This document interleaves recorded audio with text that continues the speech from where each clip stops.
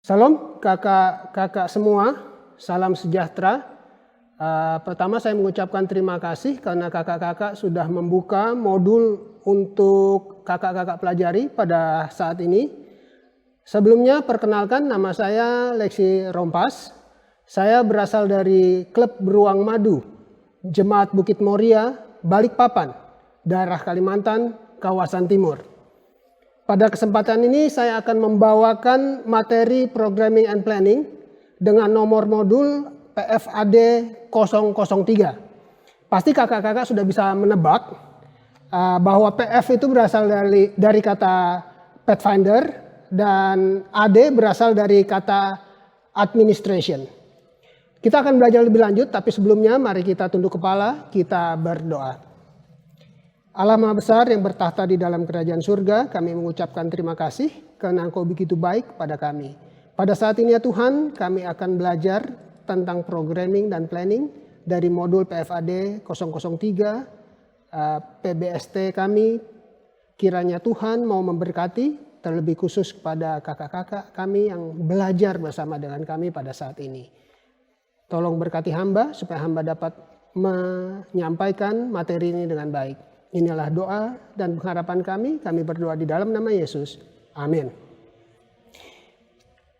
Baik, ini dia judul modul kita, Programming and Planning PFAD 003. Sedangkan untuk sumber dan referensi dapat kakak-kakak baca di sini. Jika kakak-kakak mau lebih jelas, kakak-kakak bisa freeze, termasuk pada pembahasan kita nanti kalau ada yang kakak-kakak mau lihat lebih jelas, kakak-kakak bisa freeze anytime, santai aja. Dan semua referensi ini, sumber dan referensi ini bisa kakak-kakak download juga dari website resmi gereja kita atau dari General Conference, khususnya dari Youth Ministry Department. Baik kakak-kakak semua, kita akan segera mulai beberapa waktu ke depan ini. Maksud dari pelatihan ini, kita harus ketahui bahwa di setiap conference atau daerah punya karakteristik jemaatnya masing-masing. Di daerah misi kami, daerah Kalimantan kawasan Timur, hanya Provinsi Kalimantan Barat yang tidak tergabung di misi kami. Ya. Yang lainnya seperti Provinsi Kalimantan Timur, Kalimantan Utara, Kalimantan Selatan, Kalimantan Tengah, itu menjadi daerah misi, satu daerah misi. Jadi kakak-kakak bisa bayangkan luasnya pelayanan dan jaraknya yang jauh-jauh. Jadi kami harus akui bahwa belum semua klub yang ada di jemaat memiliki kurikulum tahunan. Atau rencana kerja tahunan atau program kerja tahunan atau apa saja kita sebut dalam bidang kepanduan, yaitu kegiatan klub kita. Bahkan dalam klub di jemaat yang lebih kecil, belum tentu ada kegiatan pathfindering. Kalaupun ada, biasanya hanya dibawahi oleh pendeta yang ditempatkan di gereja tersebut. Sehingga kegiatan pertemuan-pertemuan rutin mingguan, rencana, itu semua dieksekusi dan diawasi oleh satu orang saja. Ya. Mulai dari materi pembelajaran, kepahaman-kepahaman, sampai dengan pencapaian pelantikan. Itu hanya diurus oleh satu orang saja, one man show kita bilang ya. Meminta bantuan dari koordinator wilayah atau direktur PA yang ada di kantor conference atau daerah, itu juga sulit karena tadi saya katakan jarak yang harus ditempuh dan waktu yang harus diluangkan. Jadi inilah kondisi kami di Kalimantan kawasan Timur. Mungkin ada juga kondisi seperti ini di daerah atau conference kakak-kakak semua ya. Tetapi untuk jemaat yang lebih besar di mana sudah cukup banyak master guide, hal ini sudah bisa kita hindari. Maksud pelatihan kita adalah supaya kakak-kakak nantinya mampu untuk berkontribusi dalam proses pembuatan program dan perencanaan dari klub kakak masing-masing. Atau jika misalnya kakak-kakak harus pindah keanggotaan jemaat karena berpindah domisili atau pekerjaan atau apa saja, dan kakak ditempatkan di suatu jemaat yang belum memiliki kurikulum atau belum ada klub Pathfinder, kakak-kakak bisa berkontribusi lebih jauh di sana. Apa yang akan saya sampaikan nanti ini hanya berputar-putar di poin-poin yang kakak-kakak bisa baca di sini ya. Jadi kakak-kakak diharapkan nanti mampu untuk menyusun program tahunan berlandaskan misi dan sasaran klub dari Pathfinder. Kemudian mampu untuk menggabungkan rencana kerja yang turun dari higher organization ke dalam program tahunan klub. Kemudian mampu menggabungkan semua aspek pencapaian pelantikan ke dalam program tahunan klub. Kemudian mampu untuk merencanakan pertemuan-pertemuan rutin dan menggabungkannya ke dalam kurikulum klub kita. Kita akan mulai masuk lebih dalam. Dan ini adalah bagian pertama dari slide sebelumnya kalau kakak-kakak perhatikan. Jadi apapun yang kakak-kakak programkan dan rencanakan untuk dimasukkan ke dalam kurikulum klub di klub kakak masing-masing, jangan pernah melupakan ini. Ya, ini adalah hal utama dalam klub Pathfinder, bahwa kita ingin memperkenalkan orang-orang muda kita kepada Yesus Kristus dan untuk membantu mereka bertumbuh dalam Yesus. Dalam kata lain, salvation and service, ya, dua kata itu. Pelayanan klub Pathfinder adalah untuk membawa anak-anak kita ke kaki Yesus, kemudian menyediakan pelayanan bagi mereka supaya mereka tetap ada di dalam gereja. Ini yang selalu diulang-ulang oleh pimpinan-pimpinan kita saat launching CMT pada bulan Januari 22 yang lalu. Kemudian dalam sesi WIUM CMT Trainer Refresher Session awal April 2022, hal yang sama juga diulang-ulang kembali oleh pimpinan-pimpinan kita. Kalau sesuatu terus diulang-ulang, itu artinya hal itu sangat penting dan harus kita ingat. Jadi tidak ada salahnya jika sekali lagi saya menekankan kepada kita semua, kepada kakak-kakak, bahwa apapun program atau rencana yang akan dimasukkan ke dalam kurikulum tahunan klub kakak masing-masing, semua bertujuan untuk membawa anak-anak kita kepada Yesus dan menyediakan sarana bagi mereka di dalam gereja supaya mereka tetap berada di dalam gereja. Dalam proses penyusunan program klub kita akan muncul hal-hal yang menantang. Ada hal menantang yang sedikit, ada yang banyak. Salah satu yang bisa saya contohkan adalah kebanyakan kegiatan unggulan, kita sebut kegiatan unggulan ya, dari gereja kita yang dibuat oleh setiap departemen pelayanan lain termasuk Pathfinder, dibuat dengan menggunakan hari atau tanggal-tanggal merah pada hari libur nasional. Jadi kalau tanggal merah hari libur nasional itu habis, maka mulai digunakan hari-hari minggu biasa. Coba deh kakak-kakak perhatikan. Pasti ini dilakukan seperti itu. Karena hari libur nasional terbatas, sedangkan program unggulan itu banyak dari setiap departemen, maka tantangan pertama yang muncul dalam penyusunan kurikulum adalah setiap departemen pelayanan di jemaat itu biasanya rebutan tanggal, ya.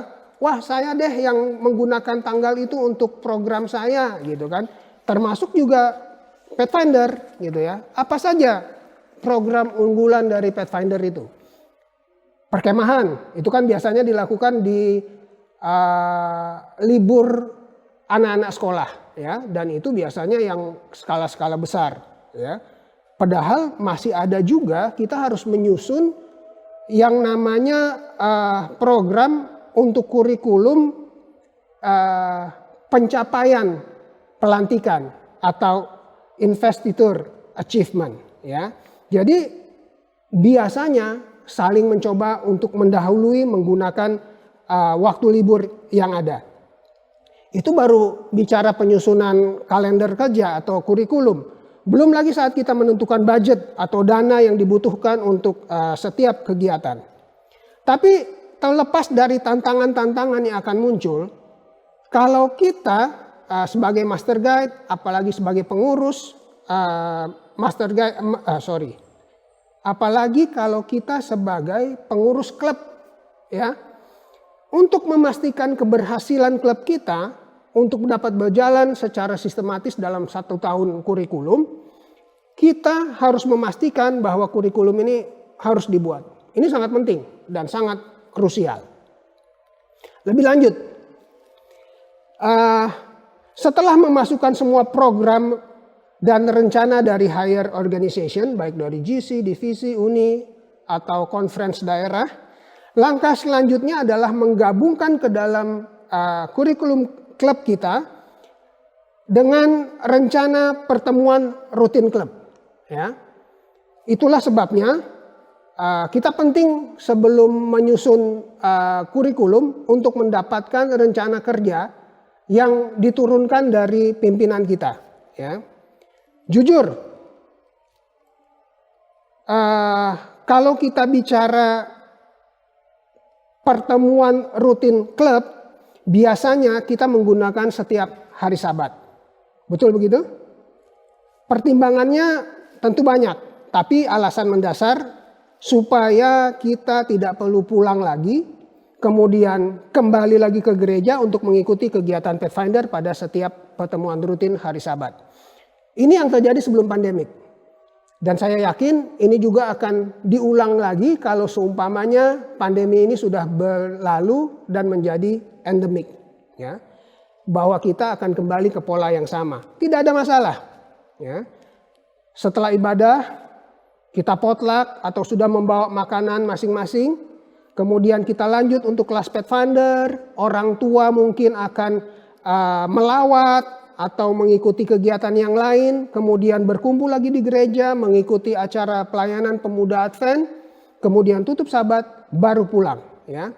Jadi alasan utamanya adalah kalau anak-anak ini sudah sempat pulang ke rumah, biasanya bawa mereka kembali ke gereja itu sudah sangat sulit, ya, karena ada yang menahan mereka, ya, kenyamanan rumah lah itu yang menahan mereka. Apa saja kenyamanan rumah itu, ya, makanan yang lebih enak mungkin suasananya, kemudian kasur yang lebih empuk, ya, apalagi kalau ada wifi di rumah, nah itu sudah mengganggu rencana pertemuan rutin, ya. Kalau sudah bicara kenyamanan rumah, ini tidak hanya berlaku bagi mereka yang rumahnya jauh dari gereja, ya, seperti yang kakak-kakak alami di kota-kota utama di Indonesia. Buat kita yang ada di daerah seperti ini, walaupun rumahnya tidak terlalu jauh pun, kalau anak-anak atau kita sudah ketemu dengan kenyamanan rumah, untuk kembali lagi ke gereja, untuk mengikuti kegiatan lain atau pertemuan rutin Pathfinder, ini sudah sangat sulit. Intinya adalah yang penting kapan, di mana, jam berapa pertemuan rutin mingguan itu sudah dibicarakan dulu dengan majelis, dengan klub, kemudian disetujui oleh majelis. Ini sangat penting ya kakak-kakak. Termasuk di dalamnya setiap pertemuan kita pakai baju apa, ya? Apakah tipe A, apakah menggunakan tipe B, tipe C dan lain sebagainya. Ditentukan, ya. Di dalam pertemuan rutin juga biasanya dibicarakan kemajuan dari setiap anak-anak Pathfinder di dalam kelas masing-masing. Ini penting untuk pelantikan nanti, ya. Investiture achievement, ya. Itu harus diperhatikan setiap saat. Jadi kalau ada anak-anak kita yang ketinggalan, mereka bisa dikasih tahu dan mereka bisa mengejar teman-temannya yang lain, ya. Termasuk juga di dalam pertemuan rutin ini diadakan kelas-kelas kepahaman yang diajarkan oleh instruktur. Setiap pertemuan rutin jika memungkinkan gunakanlah upacara pembukaan dan penutup yang dilakukan, ya, yang biasa dilakukan di klub masing-masing. Tetapi di dalam, kalau kakak-kakak mendownload manual ini, ya, dari website GC, kakak-kakak akan dapati paling tidak ada panduannya di sana, upacara pembukaan dan penutup sesuai dengan durasi, ya. Saya tidak perlu ajarkan lebih jauh, itu kita sudah tahu semuanya. Oke, setelah proses penyusunan program kerja atau kurikulum klub selesai, tahap selanjutnya adalah meminta persetujuan majelis. Ini sangat penting kakak-kakak semua, karena tujuan utamanya adalah untuk memastikan tidak ada program antar departemen pelayanan yang ada di dalam jemaat kita itu konflik atau bertabrakan dengan kegiatan kita. Sehingga seluruh program yang ada di dalam jemaat dapat berjalan dengan baik. Ya. Bayangkan jika pada hari dan jam yang sama ada kegiatan Pathfinder seperti misalnya hari Minggu kita ada hiking nih gitu kan. Tetapi rupanya pada hari dan jam yang sama dari departemen rumah tangga ada kegiatan misalnya marriage enrichment ya. Nah pertanyaannya anak-anak siapa yang antar gitu kan. Jadi bisa terganggu. Jadi pembina juga yang harusnya mengawasi kegiatan hiking bisa jadi merupakan utusan dari jemaat untuk kegiatan ini gitu ya. Jadi inilah mengapa kita harus meminta persetujuan dari majelis, sepengetahuan dari majelis dan didiskusikan juga di sana ya. Kemudian tujuannya kita meminta persetujuan dari majelis adalah untuk memudahkan pengajuan dana tentunya ya. Walaupun memang dana itu sudah dibicarakan dari awal, tapi dalam perjalanannya bisa saja terjadi defisit anggaran di dalam jemaat ya, atau ada masalah-masalah yang lain.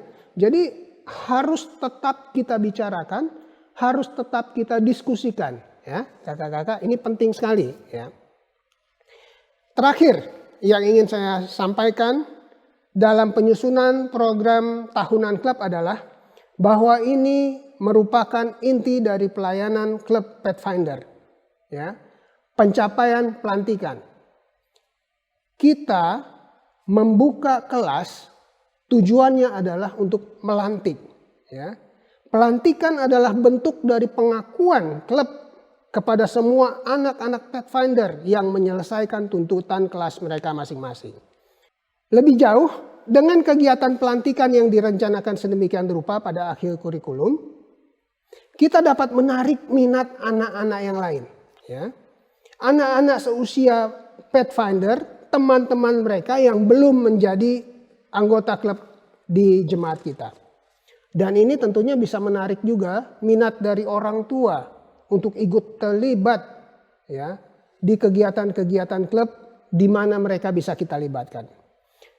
Pelantikan adalah penanda bahwa jemaat kita adalah jemaat yang memiliki pelayanan kepada orang muda junior ya. Ini adalah sebuah pelayanan dan kita memiliki kegiatan pelayanan itu.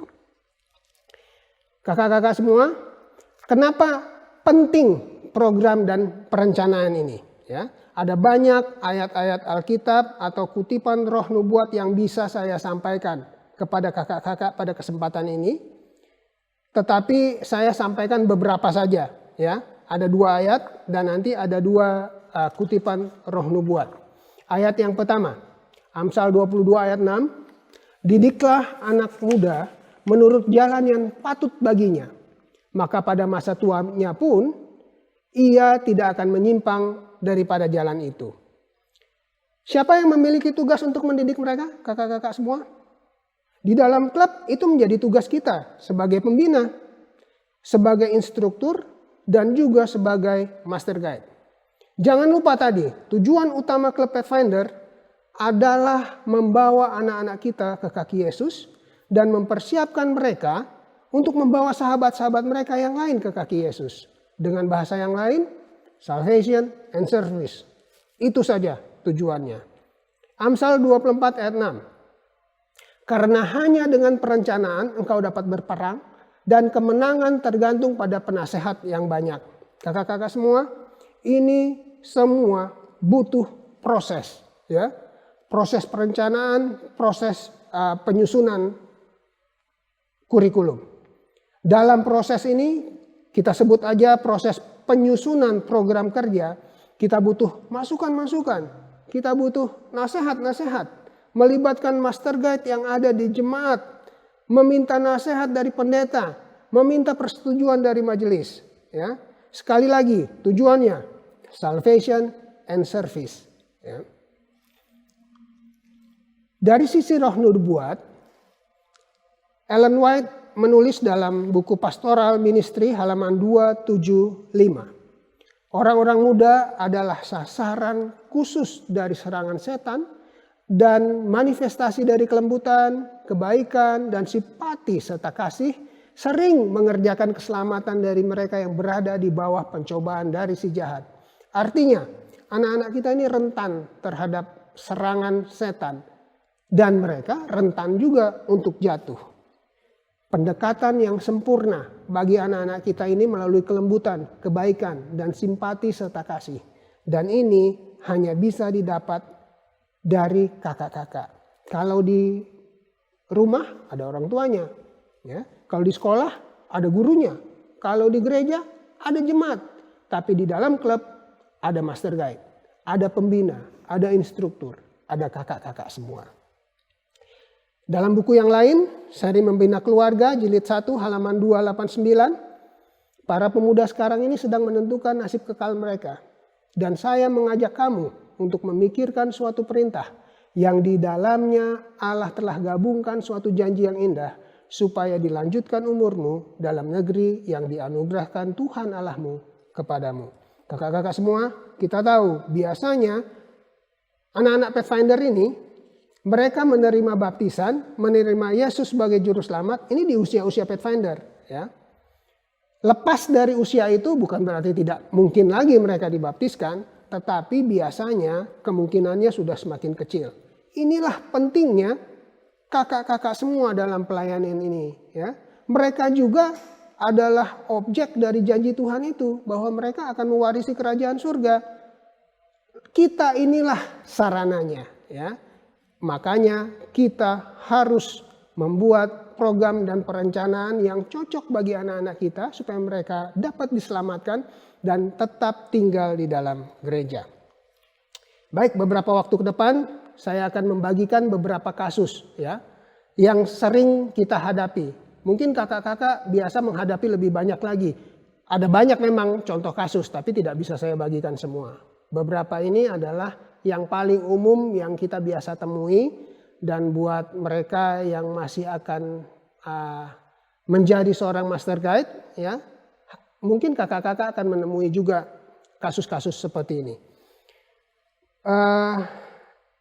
Tidak ada pengurus, ya di kasus yang ini, yang pertama ini tidak ada pengurus di dalam klub Pathfinder jemaat kakak. Semuanya one man show seperti yang tadi saya sampaikan. Semuanya di bawah direktur klub atau ketua PPA, pelayanan pemuda Advent, atau oleh pendeta saja. Ini biasanya jemaat yang kecil, ya, di mana jumlah master guide tidak banyak.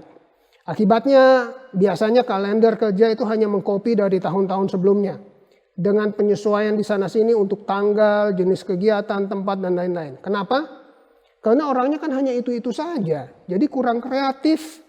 Karena kurang masukan, kurang berdiskusi. Ya.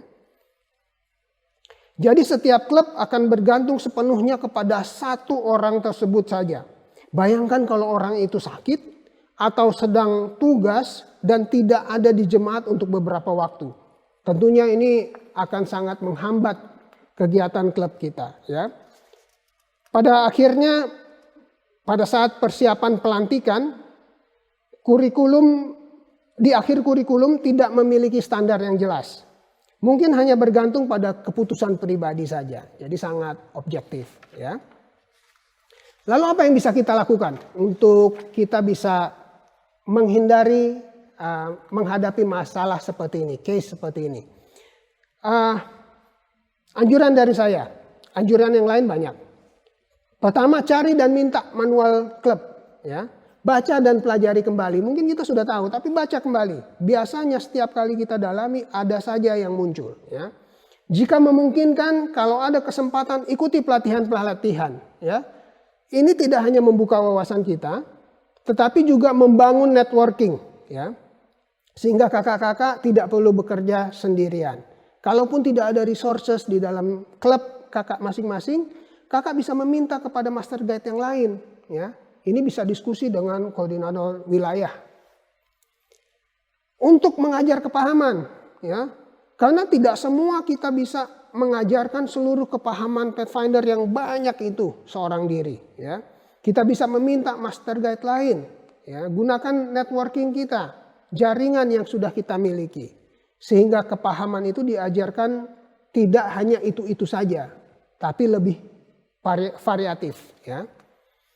Di awal-awal klub kami, Bukit Moria atau Beruang Madu, jemaat kami itu diorganisir tahun 2004, bulan Maret. Saya adalah ketua PA yang pertama saat itu. Hal pertama yang saya lakukan adalah menginventarisir semua master guide yang ada. Tidak banyak. Karena keterbatasan itu saya masih meminta bantuan kepada kakak-kakak master guide lain di Kota Balikpapan untuk mengajar. Dan kami juga membuat standar penilaian yang sederhana saat itu. Ya. Misalnya kehadiran sekian persen penilaiannya. Sikap kerapian sekian persen. Pencapaian tuntutan sekian persen. Penyelesaian kepahaman sekian persen, baru kita bikin nilainya dari presentasi itu. Tujuannya satu saja, sederhana, sangat sederhana. Yaitu jangan sampai kalau kita ditanyakan, klub ditanyakan kenapa anak saya tidak ditamatkan, belum ditamatkan, atau ditunda penamatannya, kami bisa menjawab. Ya, tidak hanya bilang A, I, U yang tidak ada dasarnya, tapi paling tidak kita ada dasar yang kita sudah sepakati sebelumnya, dan ini sudah kita diskusikan juga dengan majelis dan sudah disetujui. Jadi tinggal dijalankan saja walaupun sederhana pada saat itu sehingga bisa sampai saat ini mengikuti kondisi yang lebih baik lagi. Jadi itu adalah kasus pertama dan solusi yang bisa saya tawarkan. Kemudian studi kasus yang ketiga,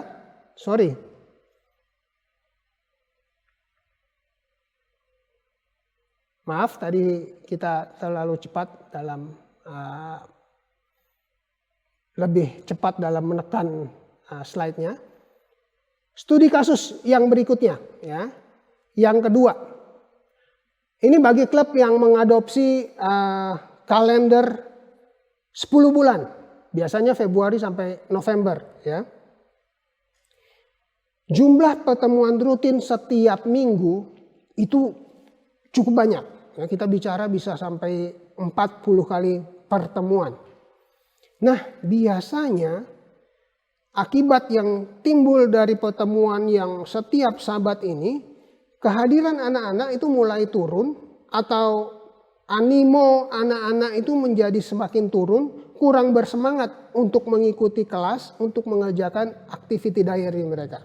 Kita bicara mereka sudah menghabiskan waktu 5 hari di sekolah mereka. Ya. Lalu pada hari Sabat mereka ada kelas lagi. Jadi mereka memang sudah cukup capek. Apalagi jika ini hanya rutinitas. Ya. Pertemuannya tata upacaranya sama terus setiap Sabat gitu kan. Kemudian yang membedakan hanya kelasnya saja. Jadi memang mereka akan sedikit demi sedikit terdegradasi minatnya. Ya. Bagi kakak-kakak pembina ini juga menjadi sebuah beban. Karena kakak-kakak pembina, instruktur, master guide, mereka juga adalah anggota jemaat. Mereka juga disibukkan dengan pelayanan mereka mungkin di departemen yang lain. Kemudian mereka juga memiliki pekerjaan harian yang sudah membuat mereka menjadi capek, menjadi kehabisan waktu untuk mempersiapkan material kelas yang akan mereka ajarkan di pertemuan rutin setiap hari Sabat. Jadi inilah kondisi-kondisi yang mungkin terjadi ya kakak-kakak. Solusinya apa? Satu, kita bisa mengaktifkan rapat pengurus klub. Ini kita lakukan untuk mencari ide-ide kreatif dan metode pembelajaran yang lebih menarik bagi anak-anak kita. Kalau saja misalnya pertemuan pengurus klub itu kita lakukan minimal 1 bulan sekali, masalah dalam sebulan itu bisa kita selesaikan. Bayangkan kalau seumpama kita menunda pertemuan itu 2-3 bulan, masalah itu akan menjadi menumpuk. Kita juga bisa mencari kegiatan-kegiatan baru yang sedang viral, ya, yang berhubungan dengan kegiatan kelas kepahaman. Seperti contoh di Balikpapan saat ini, mungkin ini sudah tidak viral di tempat kakak, tapi di Balikpapan yang viral saat ini adalah kegiatan paddleboard. di sebuah waduk di Balikpapan, ya, nggak jauh dari Balikpapan, hanya 14 kilo. Kalau ini bisa kita akomodir, ya, kegiatan seperti ini, anak-anak akan mendapatkan kegiatan yang lebih bervariatif, ya. Apalagi kalau anak-anak ini kan lebih suka kegiatan-kegiatan yang viral, ya, yang menarik buat mereka. Apa yang bisa kita lakukan di situ? Ya, kita bisa bekerja sama dengan pengelola dari tempat itu, ya. Kita minta mereka menyampaikan mungkin semacam kelas singkat untuk memenuhi tuntutan kelas, ya, seperti kelas-kelas kebiasaan. Tapi mungkin kakak bertanya, Kak, mereka kan bukan master guide. Kakak-kakak semua, seorang instruktur tidak harus master guide. Tapi seorang pembina, dia harus master guide. Nah, dengan pemahaman ini kakak-kakak bisa mencari kegiatan-kegiatan lain di luar untuk membuat kegiatan-kegiatan ini menjadi lebih kreatif buat anak-anak kita sehingga mereka tidak bosan, ya.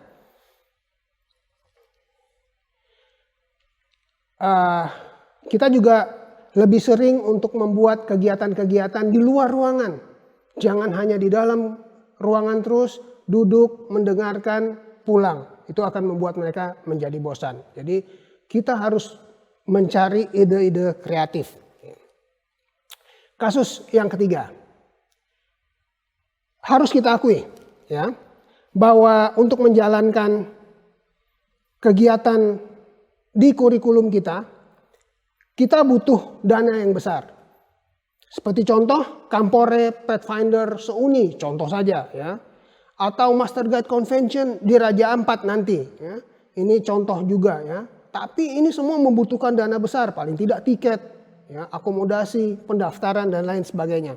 Saya sangat yakin tidak banyak jemaat atau bahkan mungkin tidak ada jemaat yang memberikan dana penuh untuk setiap pengajuan dana untuk kegiatan kurikulum yang ada di kurikulum kita, ya. Yang terjadi biasanya jemaat akan memberikan subsidi untuk kegiatan yang akan diikuti. Sebagai contoh, kalau ada Kampore, mungkin jemaat akan mensubsidi pendaftarannya. Sedangkan tiket, akomodasi sebelum masuk ke bumi perkemahan itu menjadi tanggungan klub. Atau untuk kegiatan yang lebih kecil skalanya, mungkin subsidinya 50-50 antara jemaat dengan klub. Intinya adalah jarang saya dapati ada jemaat yang mensetujui secara penuh pengajuan dana untuk setiap kegiatan.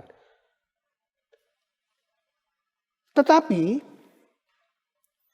karena kurikulum ini harus tetap kita jalankan, kita harus mencari cara bagaimana supaya kita bisa mengikuti kegiatan-kegiatan tersebut, ya. Harus ada solusi.